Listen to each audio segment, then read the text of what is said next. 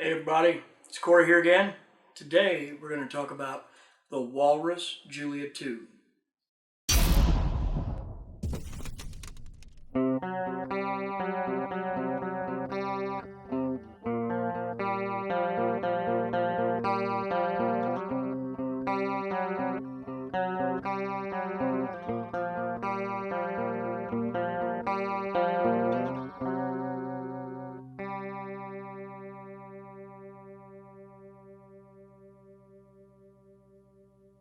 Hey everybody, today we're going to talk about one of the hottest chorus vibrato pedals around right now, the Walrus Audio Julia 2 Chorus Vibrato.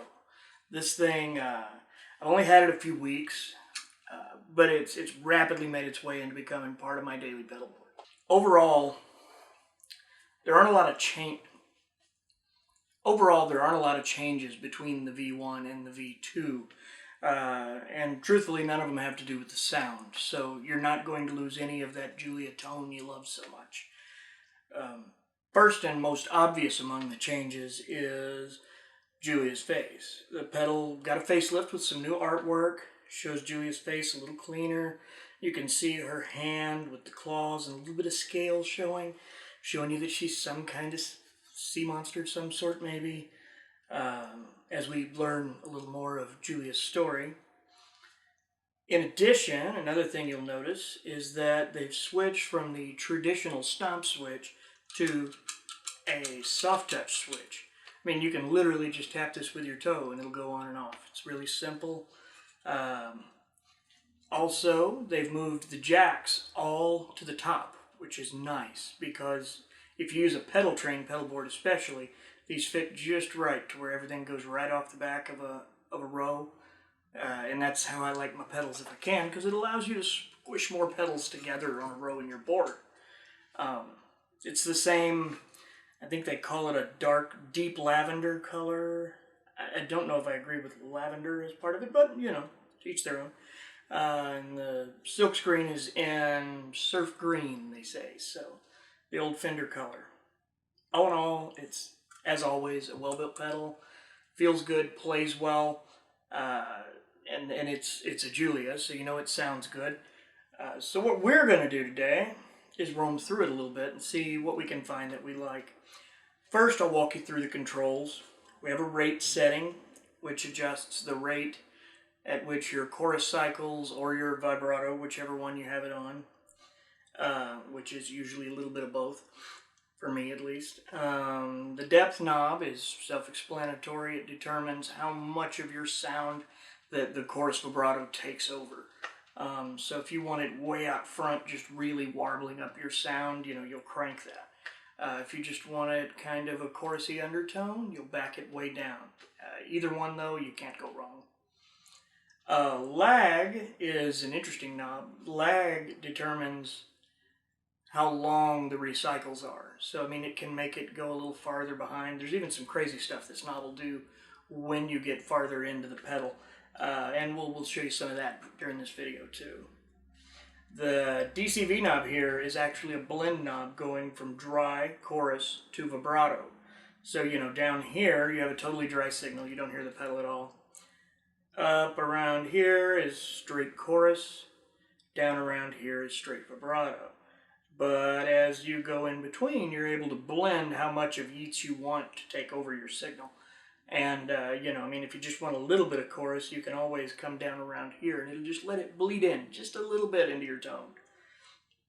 The other feature that you all know is the ability to switch between curved waves and sharp waves, which makes frankly a very subtle difference on how your chorus sounds, but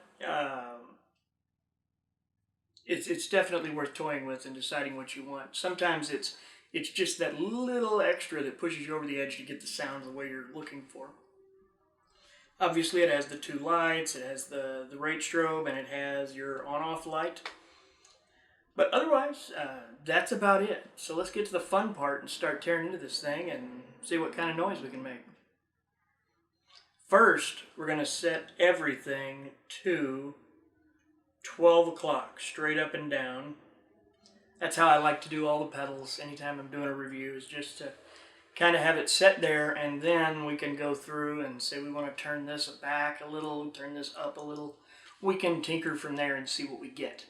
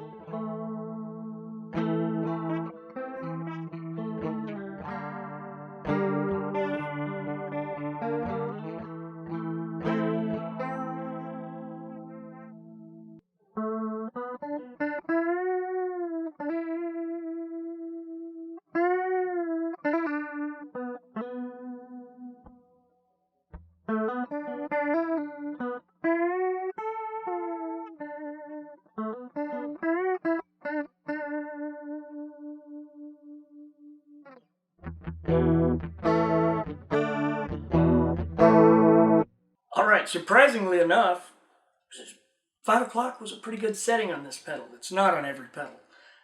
Sometimes you don't know what you're going to get there, but I really like where that's at. I think what we're going to do first, though, is we're going to crank up the depth, and then we're going to pull up the lag to kind of show you what those will do. We're going to take those up to, let's say, 3 o'clock on each, and see what kind of sounds we get from there. Alright, so in addition to pulling up the depth and the lag, I also turned the blend knob up to about 2 o'clock, thinking that would get a little more of that vibrato in the mix, and we'll see what we can do. I'm going to try to play the same 3 riffs, same 3 licks. That way it's a little easier to compare apples to apples.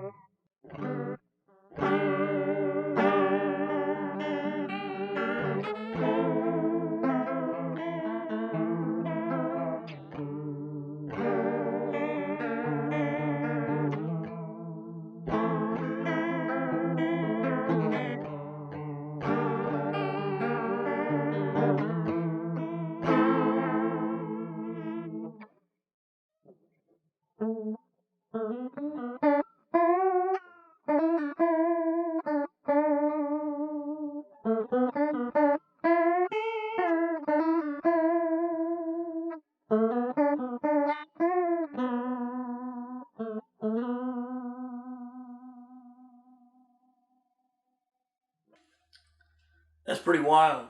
As you can see, what the lag does is determine how out of tune the vibrato bends your pitch. And it can get pretty wild. It can straight up detune a guitar. So it's a knob to use sparingly, but it has a cool effect, especially when you get into minor chords, suspended chords. It adds a cool eeriness that those already have and really compounds that. So it's fun, but be cautious with it. Now what we're going to do is we're going to roll the rate back a little bit and try to get to a sound that's more what you would use every day just playing, and see kind of how that sounds. We're going to roll the rate back to about 10 o'clock. We're going to take the depth and pull it back to 12 o'clock, straight up and down. And then we're going to take the lag and pull it just a little bit back of center. I'm going to say about 11.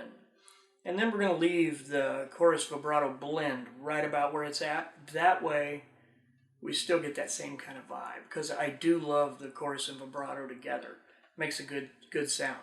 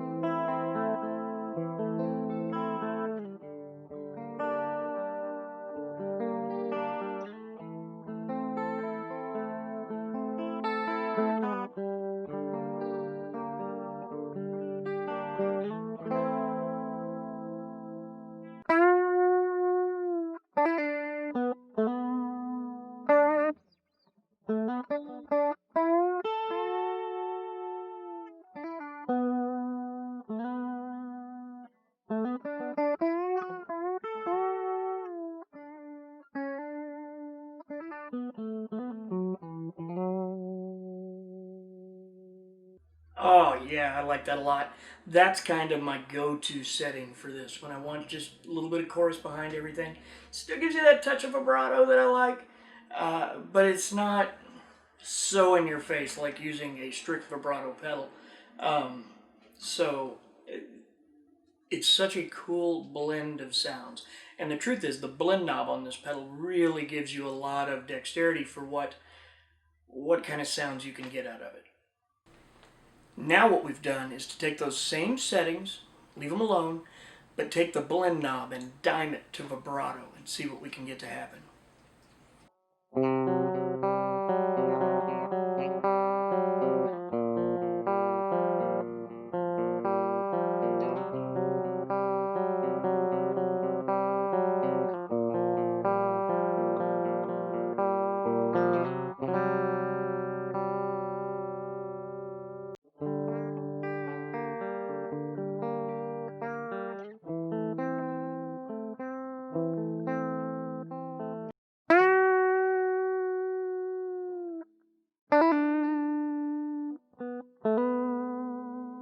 That's a really interesting setting because I expected that diming that blend knob would give me a much heavier vibrato. I mean, if I crank the depth, I'm sure it will.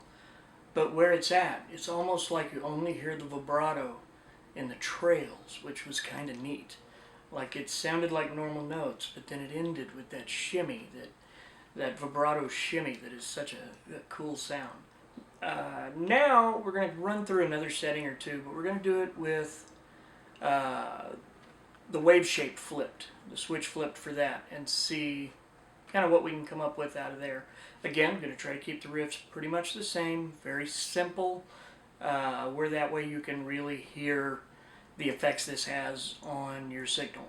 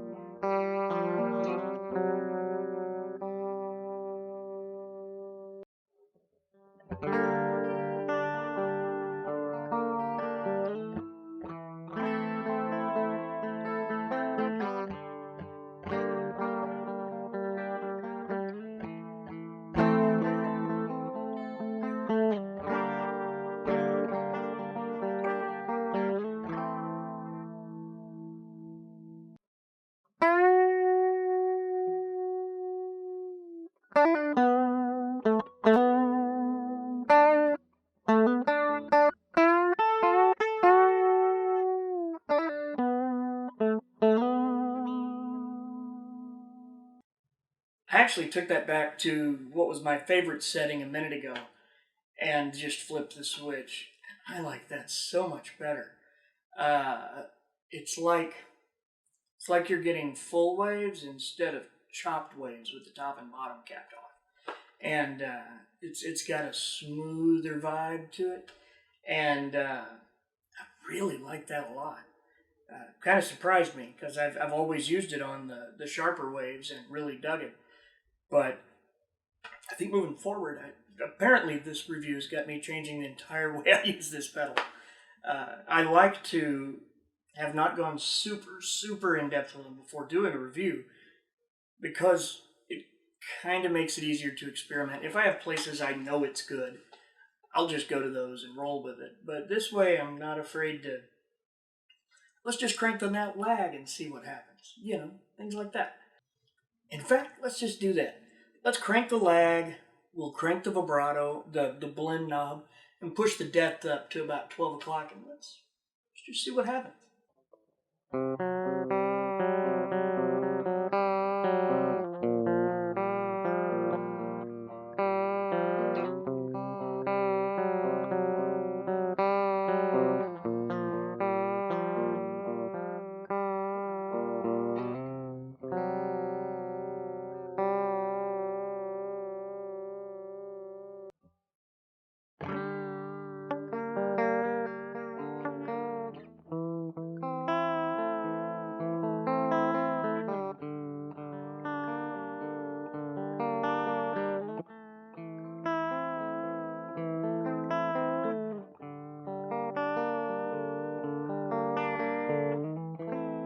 that was really different. It's like strumming chords. You don't hear it so much. It's not eating up the tails. I mean, you can definitely feel the vibrato in the tails. But when you started picking, like when I was just playing a few notes in a little scale there, just to get to bending, on bends, it was really obvious. It was almost like it was totally detuning a note, which is wild. That particular setting, I don't really have a use for, I don't think. But it's really interesting, and I look forward to ganking it up some more and see what happens. So, one last fun setting before we go. We are going to dime everything except the blend knob, which we're going to try to set right between vibrato and chorus, and see what kind of wacky stuff we can get out of it.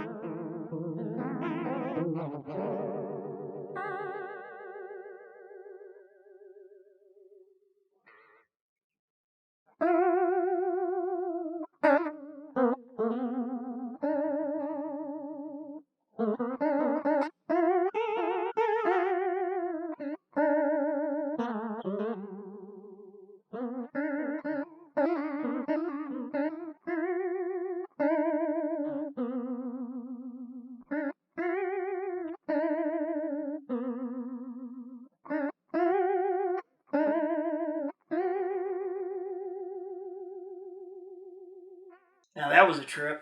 I can totally see sitting around and fiddling with that and seeing what kind of wild stuff I can come up with. When you got to picking notes, it went really wild. Like it's hard to tell where to bend to because it knocks it so out of tune. You're just basically at that point going on finger memory. I also liked kind of arpeggiating the chords. It gave a really ethereal sound behind it. It could be a lot of fun. Again, you're not going to have this pedal cranked all day, every day. Most of what you're going to do with it is going to be pretty subtle. But there's definitely some wild stuff you can get to happen. As you know, it's built like a tank. It's a Walrus audio pedal. You can't go wrong. They do great quality stuff. They're really good at things that are quite innovative and a little out of the norm. And the Julia's tried and tested. It's been around for quite a while now. If you don't have one on your board, you should definitely pick one up, try it out, and see what you think. I have traditionally been a Boss chorus ensemble guy. It was my go-to chorus, which I think does that 80s chorus distortion thing really good. And but this brings something entirely different to the table. And it's a lot of fun to play with, so I look forward to having this on the board for a long time. I'd like to thank everyone who took a few minutes out of their day to watch our video. I hope this helps you make an informed decision before you go spend some money and pick one up. We'll have an affiliate link for this down below. If you click through those and buy anything, that helps us keep this channel alive, so I thank you very much. All in all, please like, subscribe, comment, ring the little bell after you subscribe so we can let you know when there's new videos coming. We always want to keep you in the loop because we got a lot of neat stuff happening these days, and more every day. So thanks for watching. We'll see you next time.